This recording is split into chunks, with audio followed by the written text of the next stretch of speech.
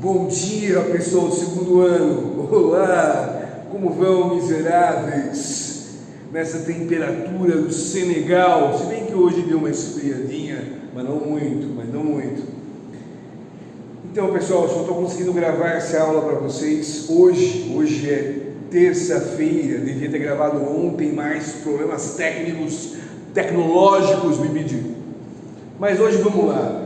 Estamos gravando as aulas 29 e 30 da sua apostila 7, se eu não me engano, que é a aula de eletrização.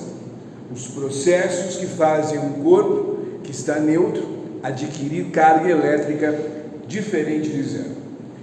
Existem 3 processos de eletrização: por atrito, por contato e por indução eletrostática. A gente vai estudar todos eles com muita calma. A gente vai começar, antes de falar do processo, de falar da carga elétrica macroscópica, de um corpo grande, um corpo do mundo, não do mundo subatômico, do mundo do grande. O que é carga elétrica? Como é que se calcula?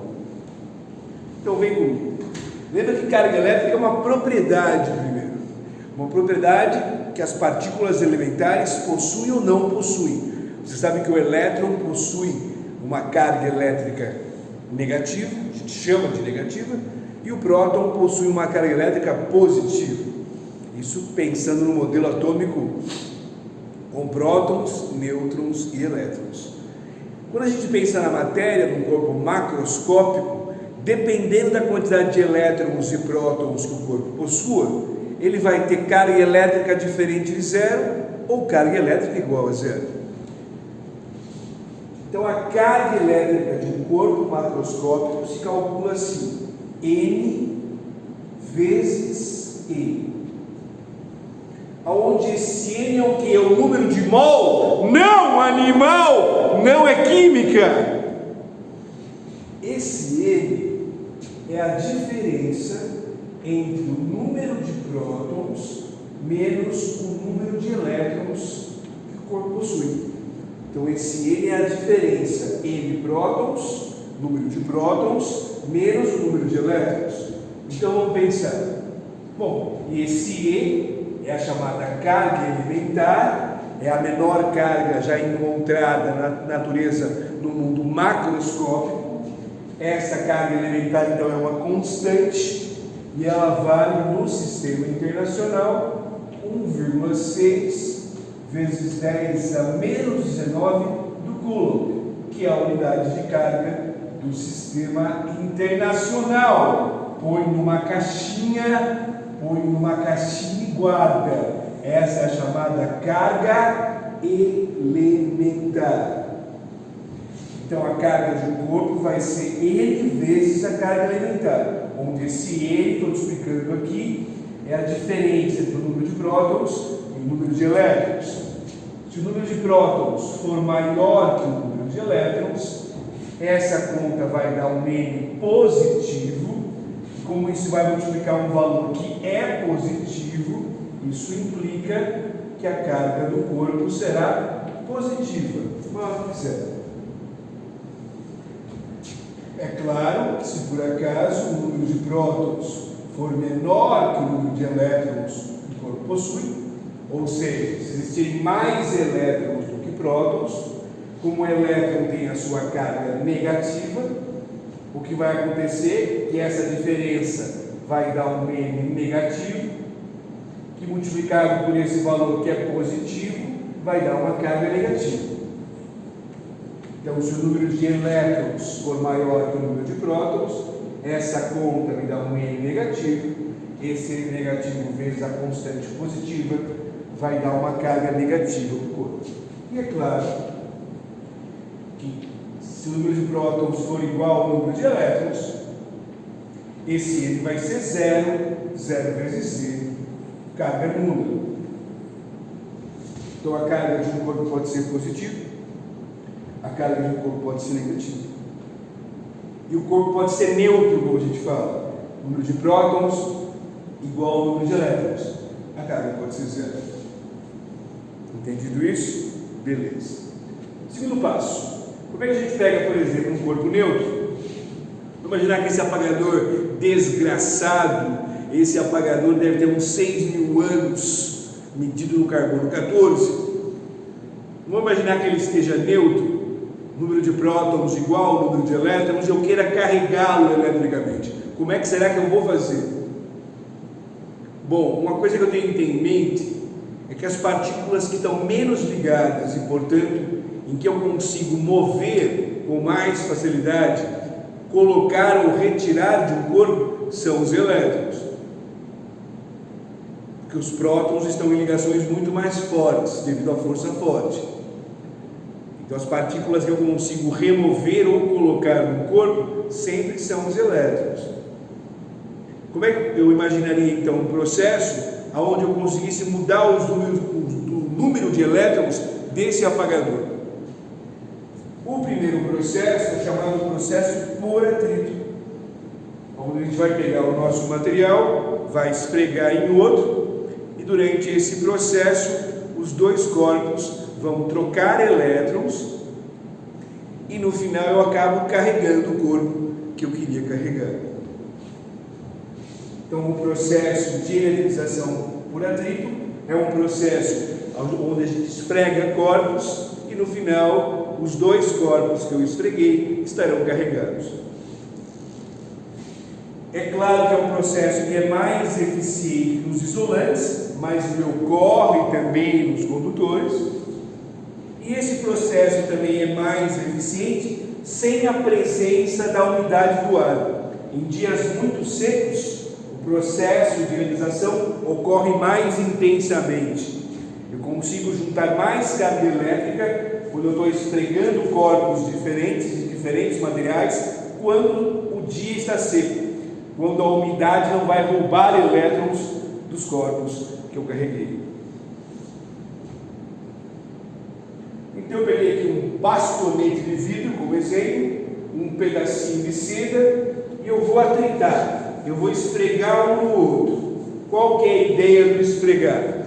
É aproximar as duas superfícies, aproximar os núcleos do átomo de vidro dos elétrons do átomo de seda, e aproximar os núcleos positivos, os núcleos de seda, dos elétrons do vidro. E aí, qual material for mais eletropositivo, qual material tiver maior capacidade de atrair elétrons do outro, esse vai acabar se carregando negativamente, e o outro, que perdeu elétrons, vai se carregar, obviamente, positivamente. Como é que a gente vai saber, por exemplo, se eu esfreguei vidro e seda, quem fica positivo, ou seja, quem perde elétrons, e quem fica negativo, ou seja, quem ganha os elétrons? Para saber quem ganha e quem perde, eu consulto a famosa série triboelétrica, que obviamente não está na Prime nem na Netflix. Essa é a série triboelétrica. Alguém esfregou todos os materiais que encontrou pela frente e colocou numa ordem que é possível saber, esfregando-se A em B, quem fica positivo, quem fica negativo. Olha que interessante. Eu desenhei apenas aqui um pedaço da série, onde o material que esfregado com qualquer outro vai ele perder elétrons, ou seja, quanto mais acima da série o material esfregado com o que está abaixo, quem está acima fica positivo, quem está abaixo fica negativo. Lembra que ficar positivo é quem perdeu elétrons, ficar negativo é quem recebeu. Então o material aqui que se eletriza e perde elétrons com mais facilidade para qualquer outro é a pele humana. Depois eu tenho couro, pele de coelho, veja só, vidro, cabelo, que saudade, lã, pele de gato, coitado do gatuno, seda, alumínio, papel e teflon. Como é que a gente lê a série? Vou imaginar que você esfregue pele humana em pele de gato. Você pega o gato e esfrega na sua pele. O que vai acontecer? Olhando para a série, se esfregar a pele humana em pele de gato, como a pele humana está antes, a pele humana fica positiva, que perde elétrons, e o gatinho recebe elétrons, a pele de gato fica negativa. Já se esfregar o gato, por exemplo, no papel, como o papel está abaixo do gato, agora o gato fica positivo e o papel fica negativo. E se eu esfregar couro no couro? Aí a eletrização é desprezível. Aonde eletriza mais? Pele humana na pele de gato ou pele de gato no papel? Pele humana e pele de gato. Quanto maior for a distância na série, mais eletriza. Quanto menor a distância dos elementos na série, menos eletriza. No seu exemplo, Alan, vidro e seda. Vou marcar aqui, o vidro está aqui na série triboelétrica, a seda está aqui na série triboelétrica. Então, se eu esfregar vidro na seda, como o vidro está antes, o vidro fica positivo. O vidro perdeu elétrons no processo e esses elétrons foram para a seda, que fica com o sinal negativo. Note que para cada elétron que saiu, uma positiva ficou. Então a quantidade de carga elétrica em módulo será a mesma para os dois. Então, na eletrização por atrito, os corpos adquirem cargas de sinal contrário e mesmo módulo, mesma quantidade.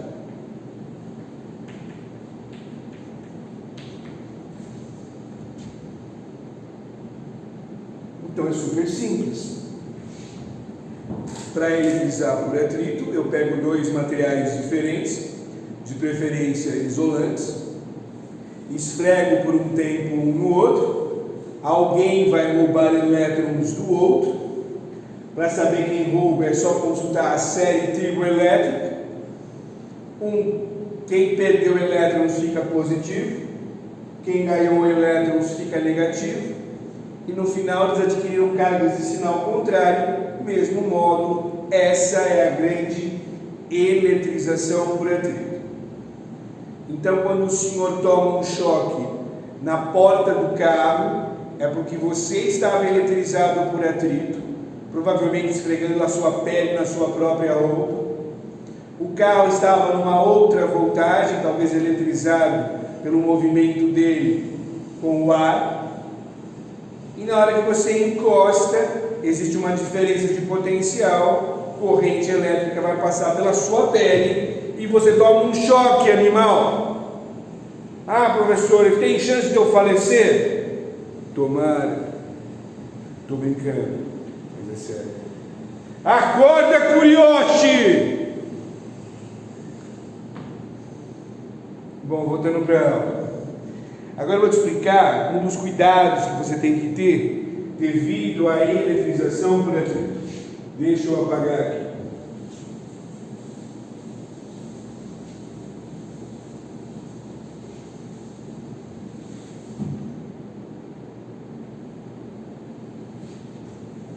Vamos imaginar que num posto de gasolina chega um caminhão lotado de gasolina, lotado de combustível, caminhão tanque, para descarregar esse combustível no posto.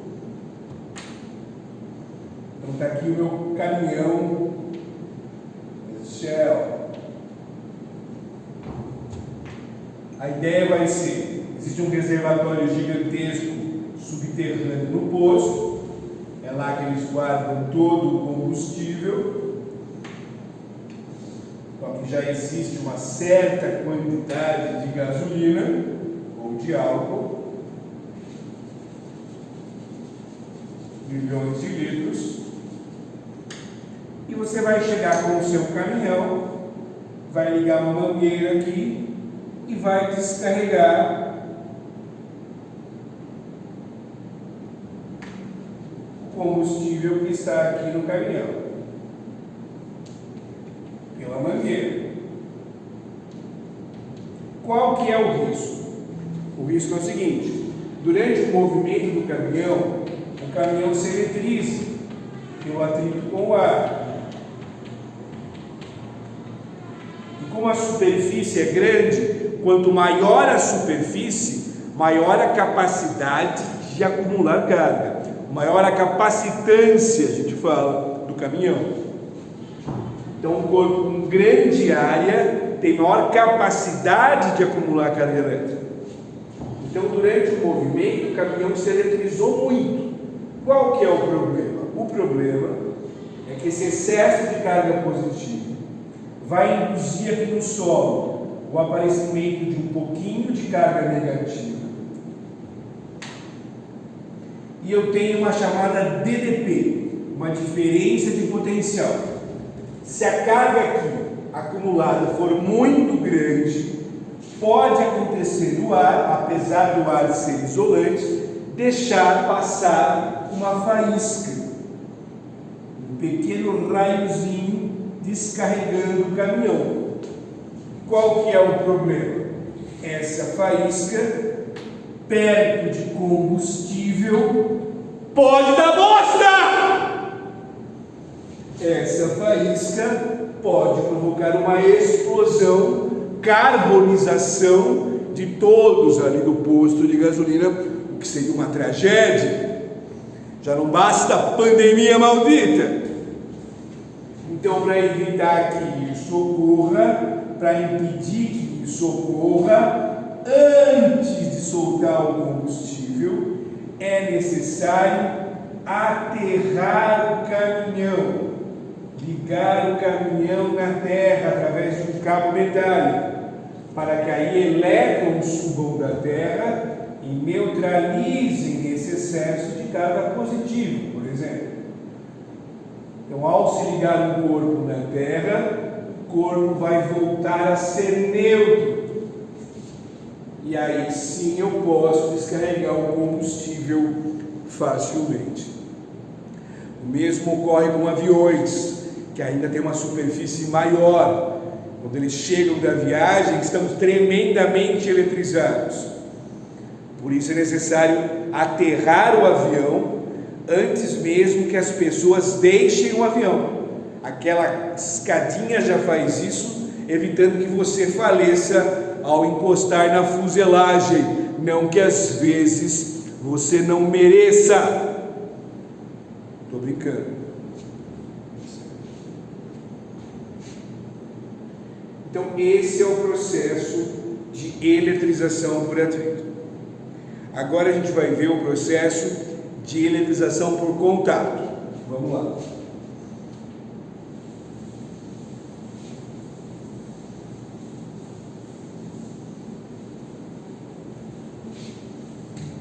Então anota aí, por contato. Eletrização por contato. Diferenças em relação ao atrito. No processo de eletrização por contato, ele é mais eficiente se os corpos forem condutores de eletricidade. Por exemplo, metais. E para que ele funcione, um dos corpos já tem que estar carregado. Então, um dos corpos já carregado para que funcione o processo de eletrização. Então, o que vai acontecer? Vamos imaginar que eu tenho aqui um corpo metálico, esférico, cujo raio da esfera seja RA, e ela esteja já carregada com uma carga positiva. Vamos chutar que essa carga fosse de 10 microcoulombs. que aconteceria se eu ligasse essa esfera numa outra esfera metálica. Nesse primeiro exemplo, de mesmo raio, só que inicialmente com carga zero, inicialmente neutra. Colocar em contato significa encostar as duas ou ligá-las através de um fio de baixa capacitância. O que vai acontecer? Bom, o que você tem que entender é que na eletrização por contato, corpos que têm quantidades de cargas diferentes, corpos que têm, por exemplo, um tem carga positiva, outro tem carga zero, estão em potenciais elétricos diferentes. O potencial elétrico de uma esfera se calcula, veremos mais tarde, K, constante elétrica do meio, carga do corpo, pelo raio da esfera. Esse é o potencial elétrico de uma esfera. Kq sobre L. Então, inicialmente, essa esfera tem potencial elétrico positivo. Inicialmente, essa esfera tem potencial elétrico nulo. Então, meu VA é maior que zero e meu VB inicial é zero. O que acontece na natureza se a gente coloca corpos com potenciais diferentes em contato? Rola corrente elétrica. Você vai ter um fluxo de elétrons no sentido do maior potencial. Então você vai ter um movimento eletrônico sempre para o maior potencial. Isso caracteriza corrente elétrica fluindo entre as esferas. E essa corrente vai durar quanto? Ela vai durar até que os potenciais se igualem. Então o segredo da eletrização por contato é entender que passado um certo tempo, após o contato, as voltagens finais vão se igualar. Quando elas se igualarem, para a corrente, porque sumiu a diferença de potencial.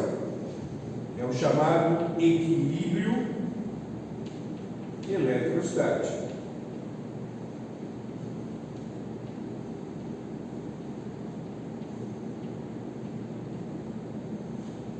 Nesse primeiro exemplo, que eu estou fazendo com corpos iguais, você teria K, Q' sobre RA, que é a voltagem do A no futuro, igual a K, Q'B sobre RB. Você corta o K, é o mesmo meio que envolve as duas cargas. Essa constante é a constante eletrostática do meio, que envolve os condutores. Como nesse caso os raios são iguais, eu descubro que ao final do processo de eletrização, as cargas adquiridas pelas duas esferas serão iguais. Portanto, terão o mesmo sinal. E também terão o mesmo módulo. Mas quanto será que eu vou ter de carga em cada uma se eu tinha 10 micro e 0? Acertou quem falou 5 e 5. Porque nesse caso, por elas terem mesmo raio, a gente vai ver que a carga final é a média aritmética das cargas totais iniciais. Porque a gente vai usar aqui um princípio que é o chamado PCC. Primeiro comando corintiano, não animal, princípio da conservação da carga elétrica. O que diz o PCC? Que A mais QB, a carga total no início, é sempre igual a Q'A mais Q'B, que é a carga total no fim. Vou apagar aqui, para passar aqui para cima. Então eu tenho QA, que vale 10 microcoulombs, mais QB, que valia 0. Tem que ser igual a Q'A mais Q'B.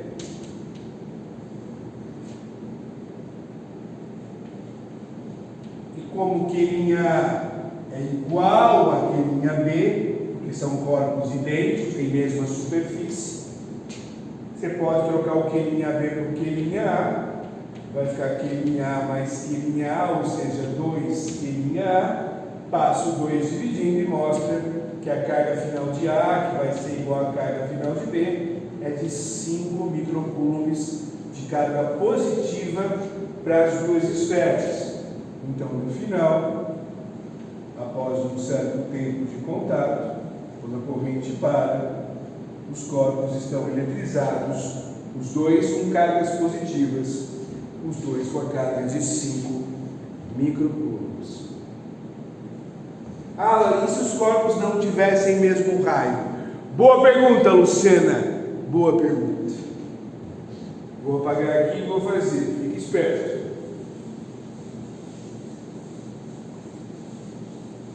Então, exemplo 2. Vamos agora colocar em contato dois corpos que não tenham o mesmo raio, mas tem que ser dois corpos esféricos, tá? Só para os esféricos eu tenho uma formulinha bonitinha para se calcular o potencial.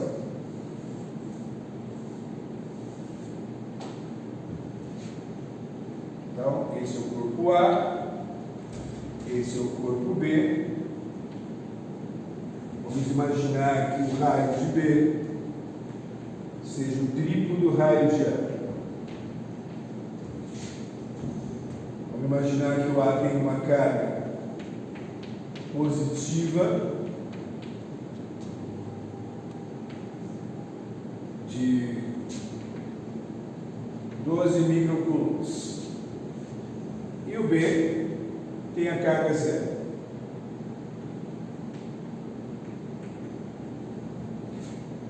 Liga os dois, faz o contato. Elétrons vão sempre para o maior potencial. Eu sei que no equilíbrio a voltagem final do A é sempre igual à voltagem final do B no contato. Então eu vou ter K, Q'A sobre RA, igual a K, Q'B sobre RB. Corto K. O que eu mostro aqui? Isso é bem importante. Estou mostrando aqui que Q'A está para o raio de A, assim como a carga final de B está para o raio de B. Isso quer dizer o quê? Que a mais raída será a mais carguda. Quanto maior o raio, maior a quantidade de carga. A mais raída é a mais carguda. Como nesse caso eu tenho proporção, eu posso trocar, então vai ficar, vem para cá. Q'A está para RA, assim como Q'B está para RB, que vale 3RA. Então eu faço substituição, corto RA e descubro que a carga final de B será o triplo da carga de A. Como ela tem o triplo do raio, no final ela vai ter o triplo da carga da outra.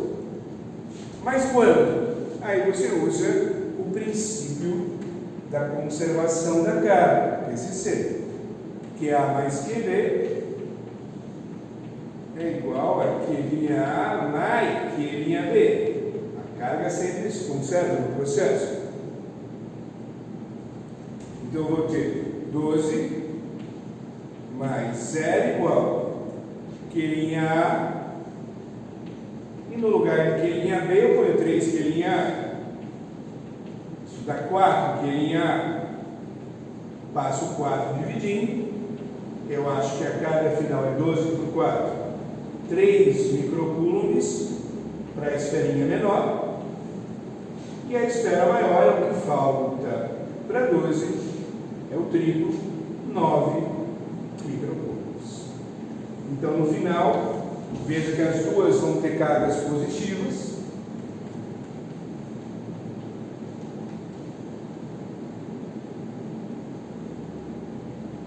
Mas a quantidade de carga aqui vai ser o triplo do que você tem aqui no início do contrato.